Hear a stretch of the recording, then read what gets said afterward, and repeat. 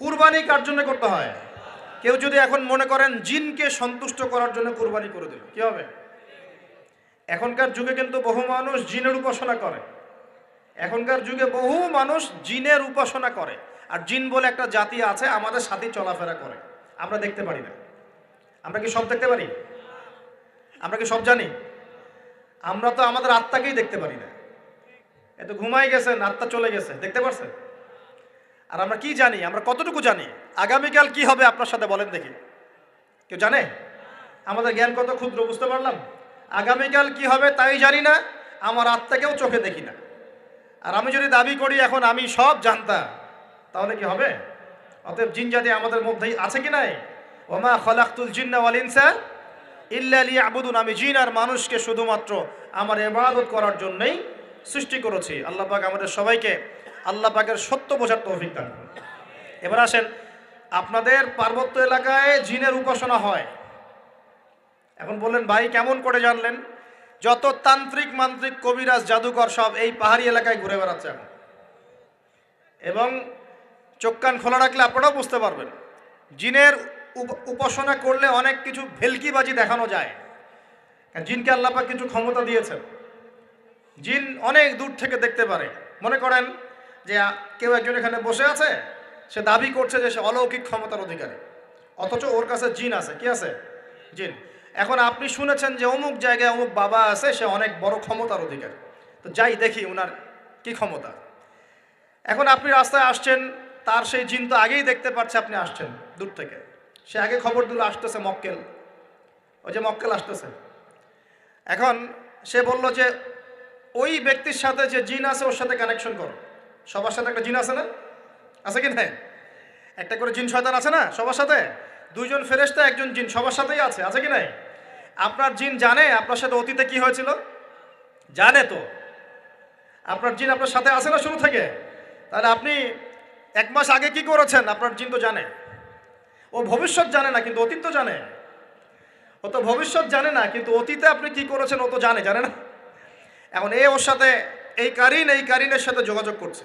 ওকে বলছে এই তো 1 মাস আগে অমুক মেয়ের পিছনে দৌড়াইছিল, এই 1 মাস আগে অমুক একটা মেয়ের পিছনে দৌড়াইছে, ওই মেয়েকে পাওয়ার খুব চেষ্টা করছে। এ তো 1 মাস আগে ব্যবসায়ী কাজ করছে, এ তো 1 মাস আগে ওই কাজ করছে। এখন আপনি হেডে হেডে আসলেন, এদিকে খবর পাস করা শেষ, এসে বললেন বাবা আপনার কি ক্ষমতা, আমি আপনার ক্ষমতার নিদর্শন দেখতে চাই। সেই বাবা এখন বলছে যে তুই তো সেই ব্যক্তি না, তোর নাম অমুক না? আপনি তো ভেবাচাকা খেয়ে গেলেন। হ্যাঁ তাই তো, আমার নাম তো অমুক। তুই তো 1 মাস আগে এই মেয়ের পিছনে ঘুরছিস না?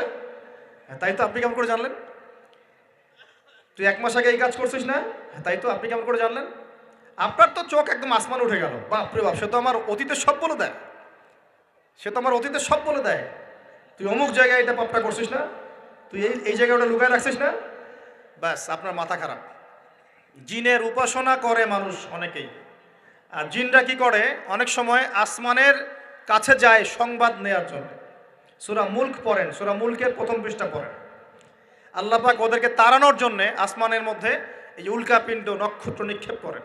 রুজুম আল্লিশ শায়াতিন, আল্লাহ বলেছেন এই নক্ষত্রগুলা আমি রুজুম আল্লিশ শায়াতিন, শয়তানদেরকে তাড়ানোর জন্য রেখেছি। সুবহানাল্লাহ। এই পৃথিবীতে অনেক কিছুই ঘটে, আমরা খালি চোখে বুঝতে পারি না। এখন কেউ যদি জিনের উপাসনা করে, জিনকে সন্তুষ্ট করার জন্য এই কুরবানি করে, তাহলে কি শিরক হবে কি না? সেজদা কার জন্যে? অন্য কারোর জন্য করলে কি হবে? কুরবানি কার জন্যে? অন্য কারোর জন্য করলে কি হবে? কার নামে কসম করতে হয়? যদি অন্য কারো নামে কসম করি, এই যে এখন বাপের নামে কসম, মায়ের নামে কসম করেন কেন? কসম করা যাবে না এভাবে। মান হালাফা বিগাইরি ইসমিল্লাহি ফাকাদ কাফার, কেউ যদি আল্লাহ ছাড়া অন্য কারো নামে কসম করে সে কুফরি করবে। যদি কসম করতেই হয় আপনাকে আল্লাহরই কসম করতে হবে। যদি কসম করতে হয় কার কসম করবেন? আর আল্লাহর কসম করে কি মিথ্যা বলতে পারবেন? মিথ্যা বললে তখন কাফারা দেওয়া লাগবে। আচ্ছা, কাফারা কি? সবচেয়ে সহজ কাফারা হচ্ছে 3টা রোজা রাখা। কয়টা রোজা? 3টা। আসেন আমরা যাই। এখন কসম করব আল্লাহর জন্যে, দোয়া করেন কার কাছে?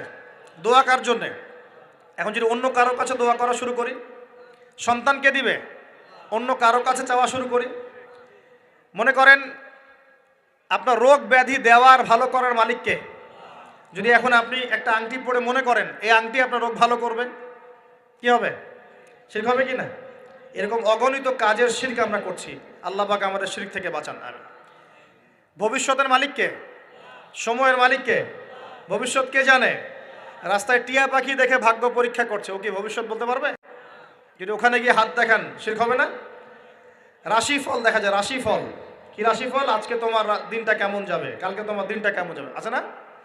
তো এগুলো বিশ্বাস করলে কি হবে? এরকম পদে পদে শিরকে নিমজ্জিত আছে। এগুলো তো গেল আমলগত শিরক, আরো অনেক শিরক আছে। আমাদের কথার মধ্যেও শিরক হয়। কিসের মধ্যে? কথার মধ্যে। যেমন আমরা বলি ডাক্তার ভালো ছিল, না হলে রোগীকে বাঁচানো যেত না, বলি কি না? অনেকে বলি না? শিরক হবে। কেউ যদি বলে যে ড্রাইভারটা ভালো ছিল, না হলে গাড়ি নির্ঘাত অ্যাক্সিডেন্ট করতো, কি হলো কথায়? আরেকটা বিষয় আছে, আমরা অনেক সময় ইবাদত করি মানুষকে দেখানোর জন্য। সবাই বড় দানবীর বলবে, আমাকে নামাজি বলবে, এটাও কি? এটাও শিরক। কথার মধ্যে আর অনেক শিরক করি। সার্বভৌম ক্ষমতার মালিককে, তাবারাকাল্লাযী বিয়াদিহিল মুলক, সার্বভৌম ক্ষমতার মালিককে। আর আমরা যদি মনে করি আমরাই সার্বভৌম ক্ষমতার মালিক, কি হবে? শিরক হবে না? এরকম প্রচুর শিরকে আমরা নিমজ্জিত আছি। সবচেয়ে বড় যে শিরকটা এখনকার বিশ্বে চলছে সেটা হলো আল্লাহ পাকের হালালকে আমরা হারাম করে নিচ্ছি, আল্লাহর হারামকে হালাল করে নিচ্ছি। করছে কি না? বুঝতে পারছেন না মনে হয়। মাদক দ্রব্য কি হালাল না হারাম? আমরা অনেক সময় হালাল করে নিয়েছি, নাই? জেনা হারাম না হালাল? আমরা এখন জেনাকে প্রমোট করছি, উস্কে দিচ্ছি। সমকামিতা হালাল না হারাম? এই সমকামিতার ব্যাধি ছড়িয়ে পড়েছে এখন সমাজের রন্ধ্রে রন্ধ্রে, পড়েছে না? এদেরকে আল্লাহ পাক এমন শাস্তি দিবেন যে শাস্তি আল্লাহ পাক কুল কায়নাতে কাউকে দেন নাই। কেমন শাস্তি দিবেন? কওমে লূতকে আল্লাহ রাব্বুল আলামিন মাটি থেকে উপরে উঠিয়ে আকাশ থেকে পাথর বর্ষণ করে থেতলে দিয়ে আবার মাটিতে দাফন করে দিয়েছে কওমে লূতকে। আল্লাহু আকবার। এই শাস্তি অপেক্ষা করছে এদের জন্য। সুদ হালাল না হারাম? আমরা কি এটাকে জায়েজ করে দিচ্ছি কিনা, খাচ্ছি কিনা? তো এই বিশ্বের সবচেয়ে বড় একটা সমস্যা চলছে, আল্লাহ পাকের হারামকে আমরা হালাল করছি, হালালকে হারাম করে নিচ্ছি, এটাও শিরক। এখন আল্লাহ পাক যে বলছেন সবাইকে মাফ করে দিবেন, আল্লাহ পাক শিরক যে করে তাকে মাফ করবেন না। এখন বলেন কত % মানুষ মাফ পাবে? এই পাপগুলো কত মানুষ করছে? সবাই করছে না? মোটামুটি সবাই মোটামুটি শিরক করছে। আমরা আল্লাহ পাক আমরা সবাইকে শিরকের পাপ থেকে বাঁচিয়ে রাখুন। এর পাশে একটা শিরক আছে রিয়া বা গোপন শিরক, লোক দেখানো আমল, এটাও গোপন শিরক। আর এক শ্রেণী। আচ্ছা, এখানে একটা কথা বলে রাখি, এই শিরকগুলো থেকে বেঁচে থাকলে কি হবে? শিরক থেকে বেঁচে থাকলে আপনার আমল নামায় যদি আসমান জমিন সমান গোনাও থাকে, আল্লাহ পাক সমস্ত গোনা মাফ করে দিবেন ইনশাআল্লাহ। মনে করেন একজন ব্যক্তির আমল নামায় জেনা, সুদ, ঘুষ, হাবি জাবি দুনিয়ার পাপ দিয়ে ভর্তি, কিন্তু কোনো একটা কারণে বা কোনো একভাবে তার আমল নামায় শিরকের কোনো গোনা নাই, শিরক করে নাই, ইনশাআল্লাহু তাআলা কোনো না কোনো ওসিলায় হলেও আল্লাহ পাক তাকে কিয়ামতের মাঠে মাফ করে দেবেন ইনশাআল্লাহ। একটা হাদিস বললেই যথেষ্ট হবে, তারপরে সামনে যাব। রাসূল সাল্লাল্লাহু আলাইহি ওয়াসাল্লামকে আল্লাহ পাক মেরাজের রাতে ওয়াদা করেছেন। কোন রাতে ভাই? মেরাজের রাতে ওয়াদা করেছেন যে হে মুহাম্মদ সাল্লাল্লাহু আলাইহি ওয়াসাল্লাম, তোমার উম্মতের মধ্যে যে কোনো ব্যক্তি যত বড়ই পাপ করুক না কেন, আসমান জমিনের সমানও যদি পাপ করে আমার সামনে দাঁড়ায়, কিন্তু তার আমল নামায় শিরকের পাপ নাই, আমি আল্লাহ তার সামনে আসমান জমিন সমান ক্ষমা নিয়ে হাজির হব ইনশাআল্লাহ। মানে সে মাফ পেয়ে যাবে ইনশাআল্লাহ। অতএব শিরক মুক্ত আমল করতে পারলে ইনশাআল্লাহ এই নিসফ মিনা শাবান, লাইলাতুন নিসফ মিনা শাবান, এই শবে বরাত যেটা আপনারা বলছেন, এই রাতে আল্লাহ পাকের ক্ষমা আমরা পেয়ে যাব ইনশাআল্লাহ। শিরক মুক্ত আমল করতে পারলেই ক্ষমা হবে ইনশাআল্লাহ। আল্লাহ পাক আমাদের সবাইকে শিরক থেকে বেঁচে থাকার তৌফিক দান করুন। এই শিরক সম্পর্কে বিস্তারিত জানার জন্য শিরক কি ও কেন, কিতাবুত তাওহীদ, তারপরে কোরআন সুন্নাহর আলোকে ইসলামী আকীদা, এই বইগুলো পড়াশোনা করেন, ইনশাআল্লাহ জানতে পারবেন। আর এক শ্রেণী মানুষকে আল্লাহ পাক মাফ করবেন না। এরা কারা? মুশাহিন। মুশাহিন মানে কি? যারা একে অপরের সাথে হিংসা বিদ্বেষ পোষণ করে। এখন বলেন দেখি, হিংসা বিদ্বেষ পোষণ করেন এমন মানুষ আছে এখন? বলেন দেখি। রাজনৈতিক অঙ্গনে একজন আরেকজনের সাথে হিংসা করছে কিনা? সামাজিক নেতৃত্ব নিয়ে একজন আরেকজনের সাথে হিংসা করছে কিনা? পরিবারের মধ্যেও একজন আরেকজনের সাথে হিংসা করছে কিনা? ভাই ভাই একজন একজনের সাথে হিংসা করছে কিনা? আলেম আলেম একজন একজনের সাথে হিংসা করছে কিনা? করছে না? বক্তায় বক্তা একজন একজনের সাথে হিংসা করে কিনা? ধর্ম থেকে শুরু করে বিশ্ব রাজনীতি পর্যন্ত হিংসার দাবানলে এখন পুরো বিশ্বের মানুষ জ্বলে পুরো শেষ হয়ে যাচ্ছে।